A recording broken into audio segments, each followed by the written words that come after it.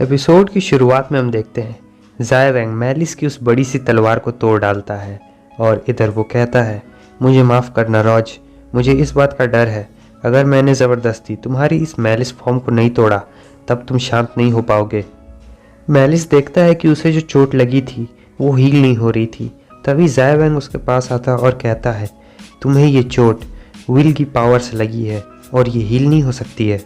Malice कहता है, loyalty, आखिर तुम इतने ज़्यादा ताकतवर कैसे हो।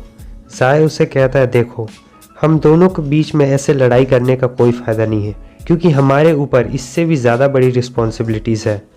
तुम्हारे अवेकनिंग के वजह से ही मैं और लव ये सब अवेकन हुए और यहीं से इन सभी चीज़ों की शुरुआत हुई और तुम मेरे वजह से ही इतने ज़्यादा गुस्से में थे, इसलिए मैलिस ने तुम्हारी पूरी बॉडी के ऊपर कब्जा कर लिया।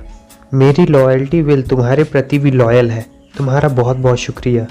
मैलिस अपना सर पकड़ लेता है और कहता है, नहीं नहीं, ऐसा नहीं हो सकता है। इधर ज़ाय सोच रहा होता है, ये मैलिस ये बहुत ज़िद्दी है, ये रॉज को इतनी आसानी से नहीं छोड़ेगा। इधर उसकी मॉम कहती है, क्या हुआ, उसे बहुत दर्द हो रहा है। रॉज, आखिर तुम्हें क्या हो रहा है। मुझे पता नहीं आखिर वहाँ पर क्या हो रहा है, लेकिन मेरे दिल में बहुत दर्द हो रहा है। ये सारा दर्द रॉज के अंदर से आ रहा है। और इधर उसके दोस्त कह रहे होते हैं, रॉज वो रो रहा है, ये काफ़ी दर्दनाक है। इधर वाल्केरी कहती है, रॉज अकेले अपने ऊपर इतना ज़्यादा प्रेशर ले रहा था जिसके बारे में हम कभी सोच नहीं सकते थे और इसका दर्द बहुत ज़्यादा है। टाइगा कहता है, वो सभी चीज़ों को खुद से हैंडल करना चाहता था। क्विशी कहता है, उसे हमारी मदद की ज़रूरत है ताकि वो खुद को पहचान सके कि वो क्या है। इस तरफ है मूनबियोंग को दिखाया जाता है जिससे ये सारी बातें सेंस हो रही होती है कि अचानक से काफ़ी तेज़ लव आ रहा है, यानी बहुत सारे लव के अलग अलग फॉर्म, लव ब्रेथ और डिफरेंट टाइप्स के इमोशंस में आ रहे थे उसके पास, क्योंकि वो लव विल है। और ये सारे इमोशंस किसी और के पास से नहीं बल्कि उसके फ्रेंड्स और फैमिलीज के पास से आ रही थी।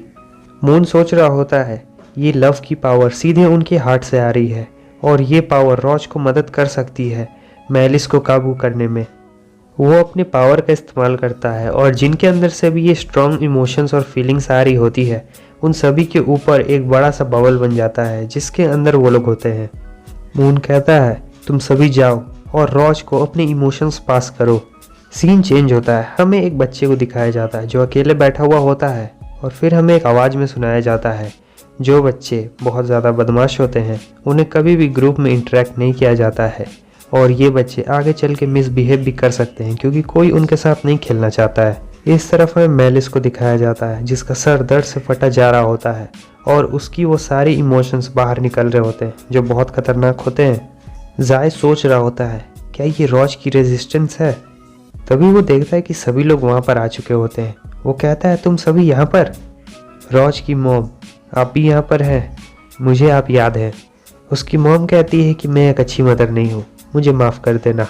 टाइगर कहता है, ज़ाय वैंग, तुम ज़ाय वैंग ही हो ना, आखिर तुम्हारा लुक ये चेंज क्यों है। वो अपने हाथ की तरफ देखता है और कहता है, ये एक बहुत ही लंबी कहानी है, बाद में बताऊंगा।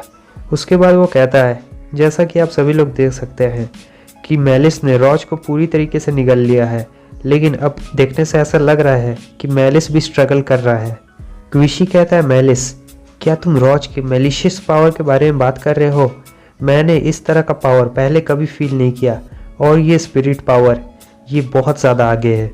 ज़ाय कहता है, मैलिस 3 व्हील्स में से एक है और तुम लोगों को सभी बातें इतनी जल्दी क्लियर एक्सप्लेन नहीं किया जा सकता है। क्विशी कहता है, इस दुनिया में अभी भी ऐसी बहुत सारी चीज़ें हैं जिनके बारे में हम कुछ भी नहीं जानते हैं। तभी वहाँ पर मून आता है और वो कहता है, रॉज की करंट पावर भी अभी बहुत ज़्यादा है, हम उसे ऐसे ही नहीं हरा सकते हैं। डायरेक्टर उसे हैरानी से देखते हैं और कहते हैं, मूनबियोंग, तुम्हारा अपीयरेंस भी चेंज क्यों है। लेकिन वो उससे मुस्कुराते हुए कहता है, अभी भी ऐसी बहुत सारी चीज़ें हैं जिसे मुझे तुम्हें एक्सप्लेन करना है। पहले से बिल्कुल बदल गया है, ये पहले बहुत गुस्सा वाला था और अब ठीक है। और मून कहता है, रॉज, अब उसे पहला कदम खुद से लेना होगा।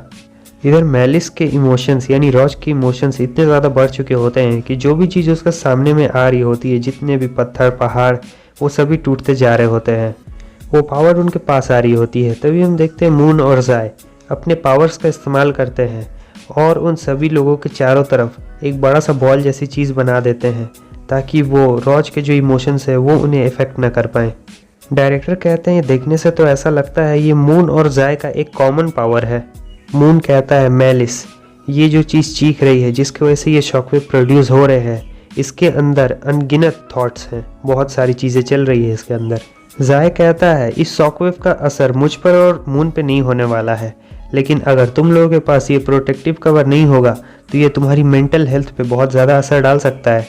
अब नेक्स्ट सीन में हम देखते हैं कि उन लोगों से जैसे ही वो वेव टकराती है उन लोगों को बहुत अजीब महसूस होता है। मेलिस की जो स्पिरिट पावर होती है उसने उस प्रोटेक्टिव कवर को कमज़ोर कर दिया होता है और वो लोग अब डायरेक्ट सीधे रॉज के थॉट्स के अंदर चले जाते हैं, यानी उसके हार्ट के अंदर जहाँ पर रॉज कैद होगा, उसकी स्पिरिट कैद होगी। वो सभी वहाँ पर पहुँच जाते हैं और सोच रहे होते हैं क्या ये रॉज का हार्ट है। तभी क्विशी कहता है सभी लोग ध्यान से सुनो, हम रॉज के रियलम में पहुँच चुके हैं, यानी वहाँ पर जहाँ पर उसकी स्पिरिट कैद होगी। वाल्केरी कहती है रॉज का हार्ट ये काफ़ी ज़्यादा गर्म है और इसमें बहुत ज़्यादा दुख दर्द भी है। उसकी मॉम कहती है रॉज क्या तुम्हारे दिल में हमेशा से इतना दर्द था। डायरेक्टर कहते हैं सभी लोग शांत हो जाओ, अगर ये रॉज का हार्ट है तब दूसरे शब्दों में हम कह सकते हैं तभी हमें रॉज की स्पिरिट को दिखाया जाता है जो वहाँ पर कैद होती है और मेलिस से जूझ रही होती है।